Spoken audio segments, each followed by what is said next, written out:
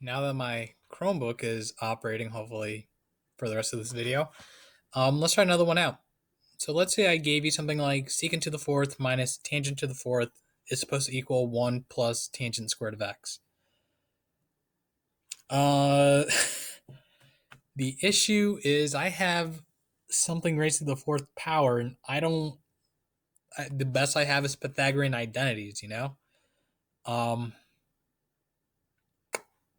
okay, so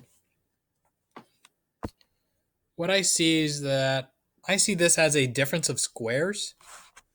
So I can think about this as secant squared of x plus tangent squared of x times secant squared of x minus tangent squared of x has to equal that 1 plus 2 tangent squared. Okay? Because again, it's raised to the fourth power, so it's an even power. Or, yeah, they're even exponents, so I can break those up as difference of squares. Okay? Now that I have squared, I can think about my Pythagorean identities. And the one that comes to mind right now is that tangent squared plus 1 should equal a secant squared. And I don't really have tangent squared plus 1. I have secant and secant squared and tangent squared together in like one side. So if I manipulate this, I could rewrite it as 1 has to equal, and again I'm rewriting this down here, secant squared of x minus that tangent squared of x. So this gets replaced with the 1 as a result, and I have to worry about how to manipulate secant squared of x plus tangent squared of x, right? Because essentially that means that since that's a 1, I need to show that secant squared plus tangent squared has to equal 1 plus 2 tangent squared. All right. So at this point, you should note that, well, I already have the tangent squared on the left side, and I have a tangent squared on the right side. However, I still have that secant squared. So I need to try to rewrite that secant squared in terms of tangent, and that's where the identity comes right back into play here. Because I know I can replace secant squared with tangent squared plus 1. So that would mean that I have tangent squared plus 1 plus tangent squared, right? That's what I currently have in the equation when I do the substitution. That should equal, I'm going to multiply that 1 in, doesn't do anything. So that has to equal 1 plus 2 tangent squared. So now it's very easy to see that this is going to be true because I have 1 plus 2 tangent squareds being the same thing as what I have on the other side. So that's what I do when I see something raised to the fourth power, to think about breaking it down in terms of squares, because if I can get squares, then I can work with the Pythagorean identities. So life gets a little easier. But what if we had something else? Let's see, what's a good problem we could do?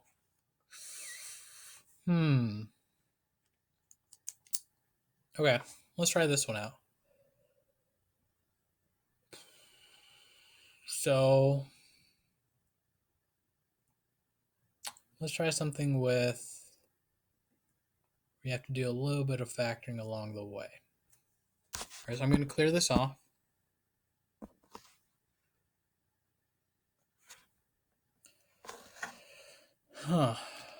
Man, this is harder than I thought it would be. Give me a sec.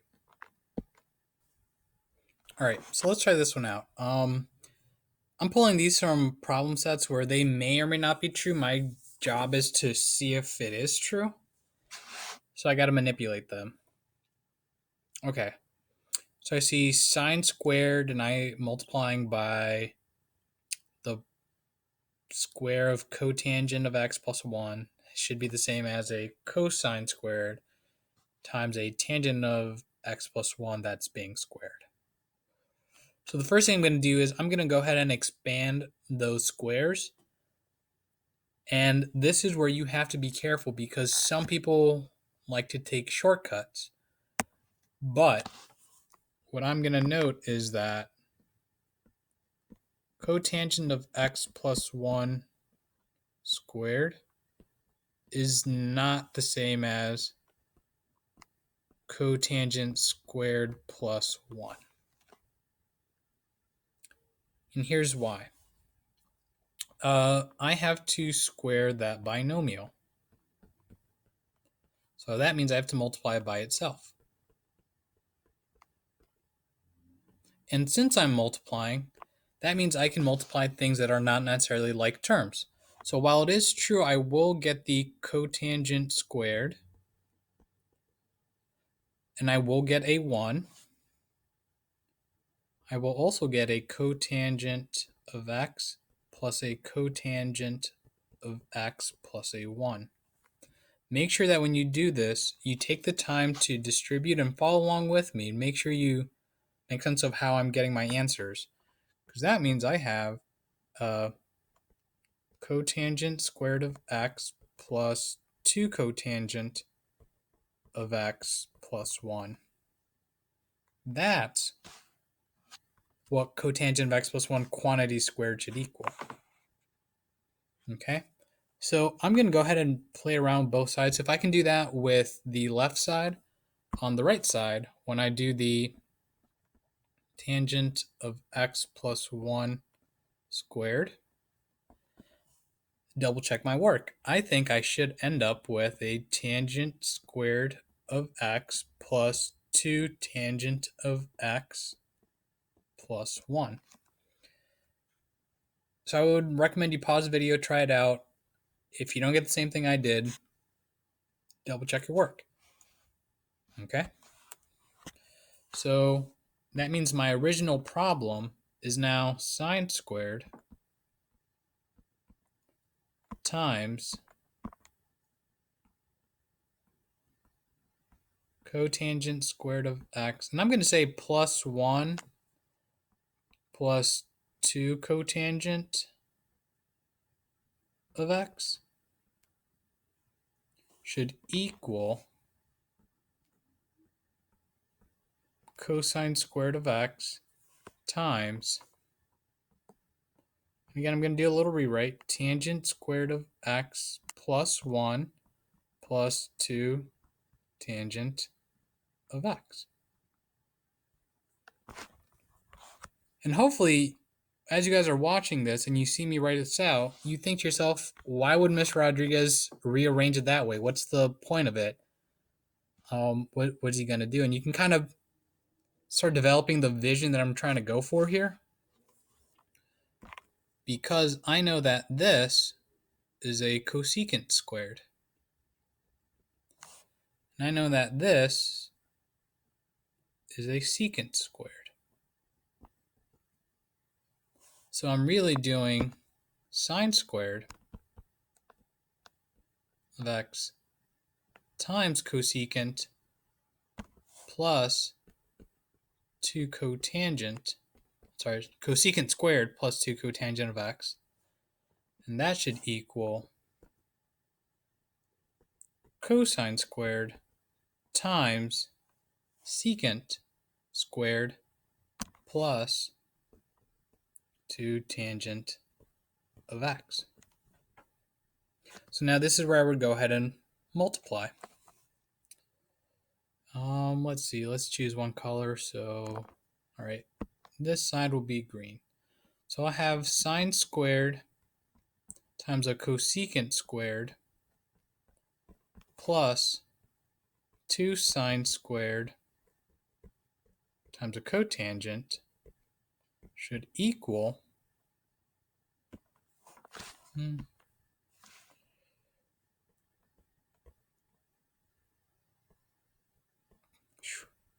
cosine squared times a secant squared plus 2 cosine squared tangent squared, or tangent, not tangent squared. Sorry, I'm getting a little antsy because I feel like the camera or the touchscreen's about to crap out. Okay.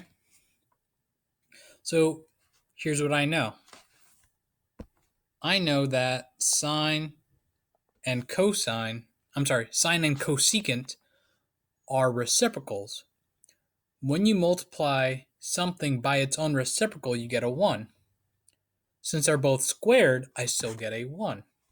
So this transforms into a 1 plus 2 sine squared of x. I'm going to say it's over 1 times a cosine of x over sine of x. Right? So now I'm taking what I have and I'm breaking down to sine and cosine to try to simplify it, because I don't know what sine squared multiplied by a cotangent is, but this might help. Right? Then I take a look at this part right here. Same idea. Cosine and secant are reciprocals, so when you multiply something by its reciprocal, you get a 1. Since they're both squared, it should still be a 1. Plus 2 cosine squared of x over a 1 times tangent is sine over cosine. Oh man. Hopefully you guys can kind of see at this point how this is going to work out. Because I'll be honest, I didn't know how this one's going to play out. We learned something today. So, moving it up. When I clean up the multiplication, I get 1 plus 2 sine of x cosine of x equals 1 plus 2 cosine of x sine of x. I didn't get it to an identity that I know. I got it to one side looking exactly the same as another. So that's why I would call it quits right here. And again, a lot of this was just perseverance and understanding some of the algebra behind it. So the idea of multiplying reciprocal by multiplying a quantity by its reciprocal, how that plays out, I use that to help me simplify. Knowing that cotangent contains a sine and that tangent contains a cosine, I use that to help me develop some reasoning as to why I would do the quotient identity substitutions at the second to last step. Right? And that's what I'm talking about with some of the vision, where I can kind of see how I need this to be substituted in so I can get some of the cancellations, because I know that, this and this go away and then that and that would go away. But I was able to see that before I actually did the substitutions. And hopefully you guys are getting a little better with that. And if not, then with the problems I'm giving you, I'm only asking you to do a couple, but you can always do more to help yourself develop that vision. I will gladly check them for you. All right. Thanks for stopping by.